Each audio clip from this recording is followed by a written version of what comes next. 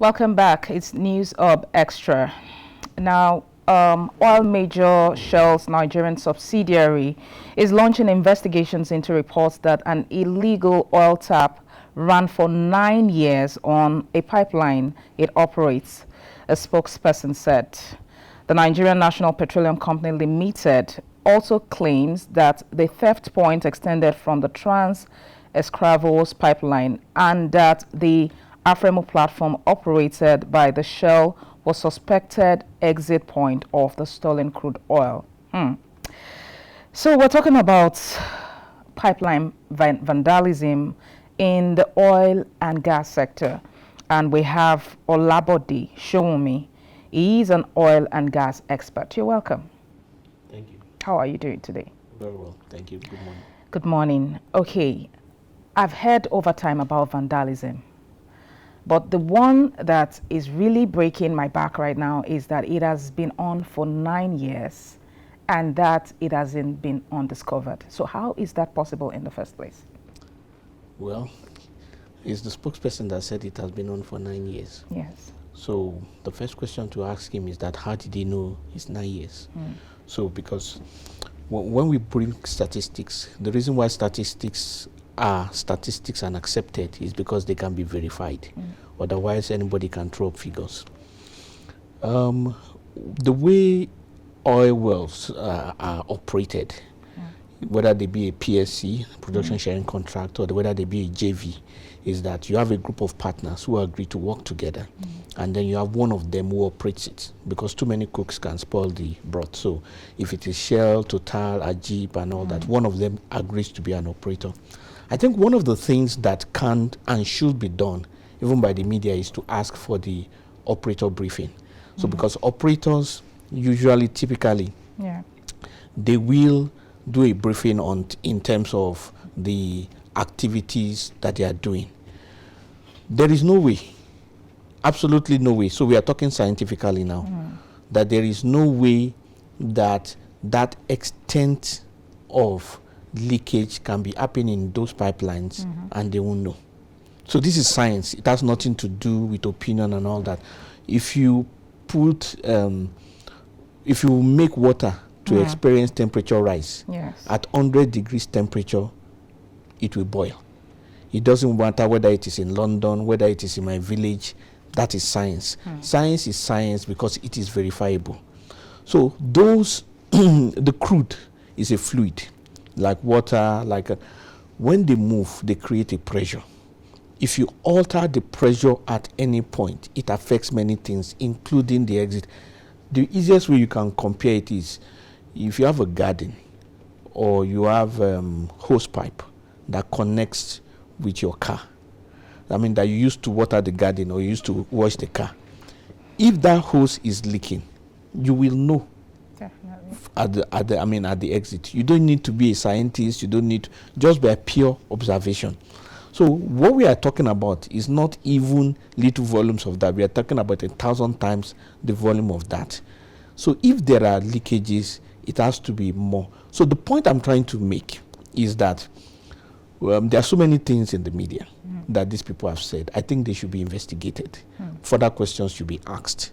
So there should be some more investigative journalism.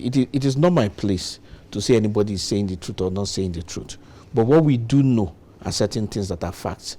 It is a fact that if there is that kind of leakage on a pipeline, scientifically, they must know. Okay. So, okay. Right. Yeah, every day we talk about vandalism. It appears this set of persons are faceless. Only recently we saw security outfits burnt or razed down a vessel which the House of Representatives is asking to be investigated, and they shouldn't have burnt that vessel, and because it should have been used as a court proof. That step that was taken for you, was it a step in the right direction? Don't you think that there is something behind that prompt action? Yes. Well, In the first case, who burnt it down? Or which of the steps are you talking about? Is the step by the House of Reps or the All right, okay. I mean, a security outfit. Mr. I don't mean to interject. She actually did a report, a comprehensive report on that. So we could run that report, we'll look at it, and then we'll talk about it. Yeah, sure. All right, okay. So we'd like you to run the report on the oil theft so that we can analyze it properly. Note that oil theft is a problem that has existed for a long time in the Niger Delta and has caused serious environmental degradation of the region and has negatively impacted on the revenue generation of Nigeria, causing the country to lose about 470,000 barrels of oil per day, amounting to $700 million monthly, according to the Nigerian National Petroleum Company Limited. The House as well notes that there has been several new reports that high-power technology is applied in the stealing of crude, particularly at the Focados line, and transported through a 4-kilometer pipeline to a platform in the sea, with as much as 200 barrels of oil, crude oil reported to have been stolen every day from the location since 2000. Appreciates the responsiveness of the private security firm, the Tantita Security Services, in covering oil theft, which led to the apprehending of an illegal oil bunkering vessel and handing same to the security agency.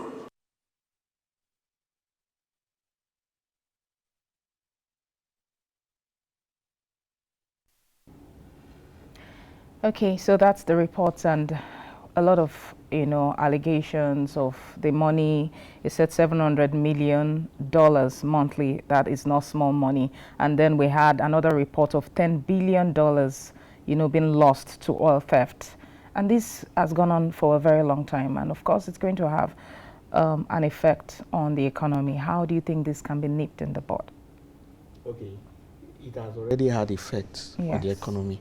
And it's not 1 year, it's not 2 years, it's not 3 years, it's not 4 years. It had serious effects for close to 10 years. It's just that because the economy is significantly large, and a lot of our economy is in the formal sector, that's why it took us this long to start to feel it. So it is not just about the mismanagement or I won't call it mismanagement, the poor governance of the current government. It is also the fact that our income sources has significantly dwindled. It has dwindled because the systems to check these things have been weak. So let me actually start by this. There are 3 criminal elements in the world that no government has really been able to stop. So we are talking about illegal diamonds, illegal drugs, illegal crude. So the US with the CIA and the FBI and Coast Guard and all those things are not able to stop it. So it is not necessarily that it's going to end to zero. It's just like saying armed robbery. It may not totally end, but what the nation needs to do, and what we as stakeholders need to do, is to ensure that these activities get to a stage that it doesn't affect us. And that is important, because without that, all this other talk about improving the economy, contributing and all that, will be like pouring water in a basket, because the fundamentals will be missing. And people, individuals or group of individuals, are benefiting what should come to the nation. Somebody did an analysis yesterday that I saw, and we found out that in the last 8 years, the income that we got from crude was less than half of what we got in the 8 years of the 90s.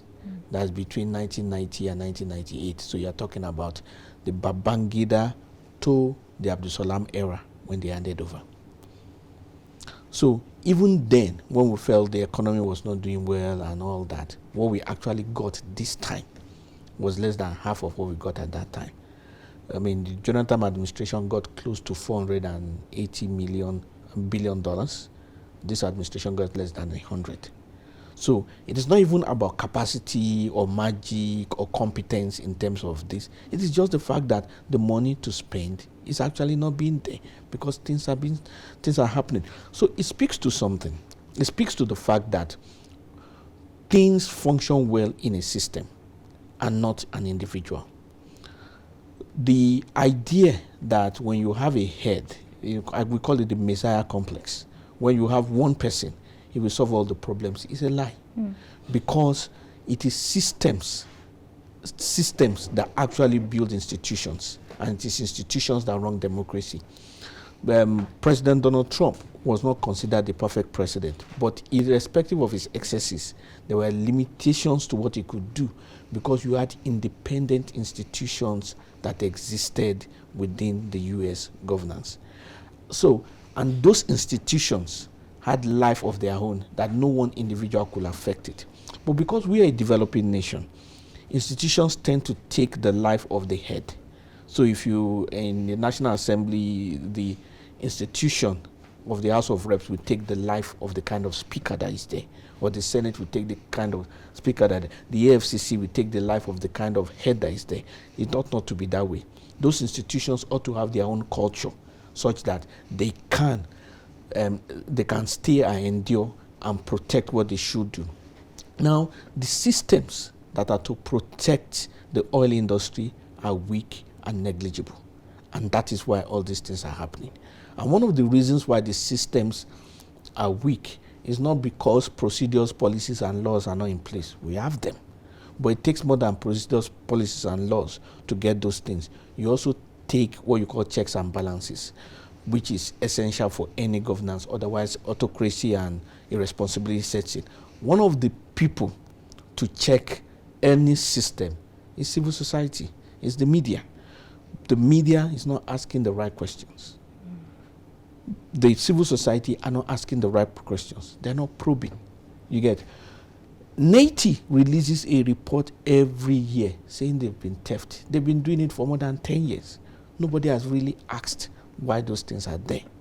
So, yes, there is this sudden revelation, but I can assure you that is not the only one. It is not the biggest one. It is just the one that is the scapegoat. So what we should be pushing for is why these things are there. And that's why I asked that the operator reports, whether it be Chevron report, whether it be Shell report, for the pipelines of the wells, people should ask for it. You just need to take 4 or 5 of them across different and see the things that are there. There definitely will be issues with those pipelines and all that. But it was always easy to come into the media and blame Niger Delta. You understand? And we used to always laugh that, see, look, how many buckets of crude oil can you take? Those people that are fetching with buckets, how many can you take that will affect the economy? So when people are affecting the economy, it is also a system. It's systematic. That system of theft needs to stop. A former president of the US, I think it was Theodore Roosevelt, that said that a thief can steal a coach on a train, but an educated thief will steal the railroad. Many times education is not necessarily an advantage. So what we have now is people who are knowledgeable and using that knowledge for crime, and that is making it massive and entrenched. So it's a system that needs to be checked. Okay, so talking about the Niger Deltans and people who, steal crude oil in buckets, compared to those who steal it big time, the federal government they've been known for always confiscating and then burning whatever is being confiscated, no matter how good those things are. I've seen cases where they probably confiscate weeds, for example, which can be channeled into, chemical solutions or medical solutions, and then burning illegal vessels, oil vessels. Do you think it's the right path? Well, in this stage, there's no right or wrong path per se. It is what the law says. So the first thing to check is that what the law does the law allow it? So if the law does not allow it, then it means that somebody has violated the law, and the person or the people who violated the law should be brought to book. That's how it is. Because you see, where there is no law, there's no offense. The law guides us, and that's the essence of being a civilized society. Obviously, if people were, I'm not a lawyer, but obviously if people were involved in a criminal activity, like theft in this case, and the case has not gone to court, obviously some of those things need to appear in court as evidence. So if these vessels are going to be burnt, that means it's destruction of evidence. That's obviously a criminal activity. Somebody should be held reliable, because you see, really, and that's another very important thing, it is lack of consequences that actually emboldens people. If these activities go on and some people don't go to jail or suffer consequences for it, you can be rest assured that it will be a lot of noise, and after 1.5 years it will start again, because the people that will be starting it will be saying, after all, they will just make noise and everything will end. It is consequences that deter people. People say Nigerians are lawless, people say Nigerians are this, Nigerians are that, but guess what? Wherever the people are from, once they get to the airport, they will queue. Once they get to London, they will behave. So it is not necessarily that there is an ingrained culture of lawlessness in Nigerians. It is just that they are not seeing incentives for good behavior or consequences for bad behavior. So by the time consequences start appearing, but I mean, in the early 90s, Lagos was a particularly lawless place. They used to drive one way. You couldn't guarantee anything. Well, after last month came and people started getting arrested, and people started behaving themselves. I mean, and right now, in terms of law, people that are law abiding, Lagos is top of the pack. So it is the same thing that applies. It's the same thing that applies to children when you are training them. It's the same thing that applies. Once there are consequences for these things, it will deter people. But when there are no consequences, A does it, B does it, then C, D, and E does it. When C, D, and E does it, E, F, G, H, I, K, everybody keeps doing it once they have access. Okay, isn't it like, drastic laws, isn't it like throwing the baby away with the bathwater? Because what we're talking about now is, burning things that could actually be useful, for the country. We've seen where they've confiscated motorcycles and everything, and they destroy them. We've seen where they confiscate things that could, be useful, and they confiscate them. So first of all, the person that confiscates does not have the power or right to destroy without a go ahead, yeah. No, without the courts. Okay.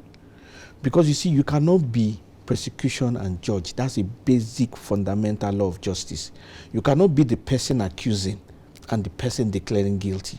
So if a government agency confiscates an equipment and they destroy it, they should take them to court. It is because people don't take them to court, and that's another issue. People actually don't fight for their rights. They make noise about their rights. They abuse people about their rights, but they don't fight in the proper way of law and order for their rights.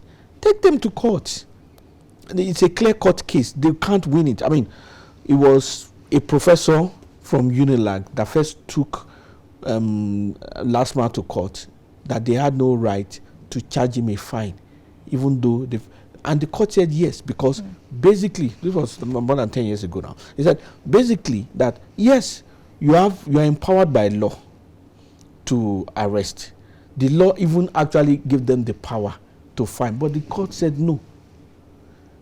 And that thing had been on for a while. The court said no, you cannot do that. So because the way the thing is that every law is valid to the extent that it goes against the Constitution. So once it goes against the Constitution, that part that it goes against the Constitution is null and void. So the issue is this: a government agency confiscating an equipment does not give them the right to do anything to that equipment. It doesn't give them any right. So NGOs can take them to court. I mean, we're all stakeholders. The country belongs to all of us. So if people have done what is wrong, they should go to court. So that once there are one or two people who are found culpable, the lawlessness will reduce. Okay, so this act has been happening. How do we get it right? What should the necessary authorities do to see that we reduce this to the barest minimum? Okay, so all of us are in it. So it's not just about those who are saddled with the authority there. So the first thing is that we should be interrogating the process and the activities of the authorities more regularly. People should ask questions. In the US, within the oil industry, every 3 months they ask them questions.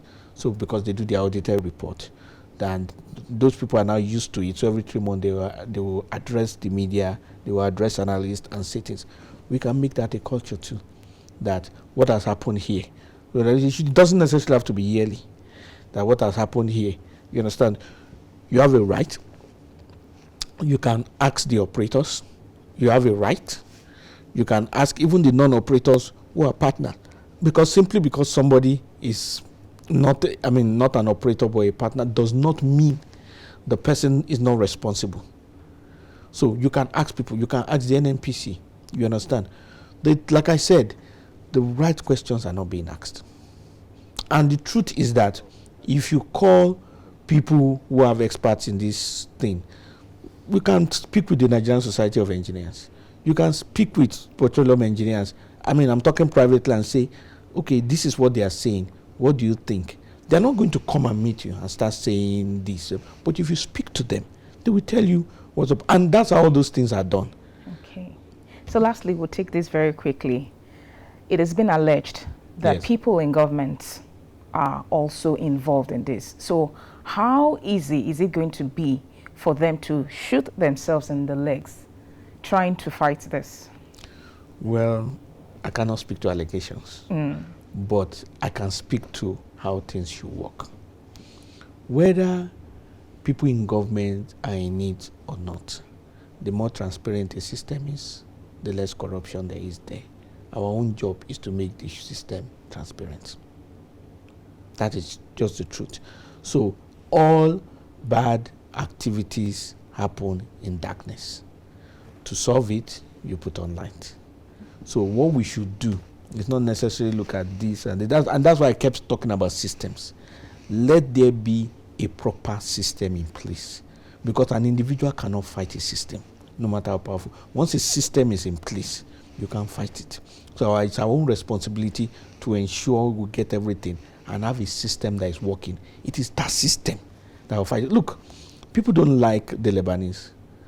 They don't like the Chinese.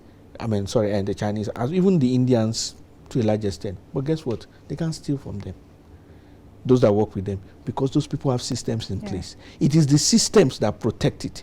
Whereas there are people that people like, but they steal from them because there are no systems in place.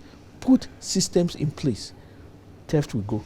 All right. Okay. So hopefully we'll get the right systems in place. We're talking about the economic impact of pipeline vandalism in the oil and gas sector, and that is Olabode Showome is an oil and gas expert. Thank you very much for being on the show. Thank you. Thank you. And good It was morning. really very insightful. All right. Okay. You're welcome. So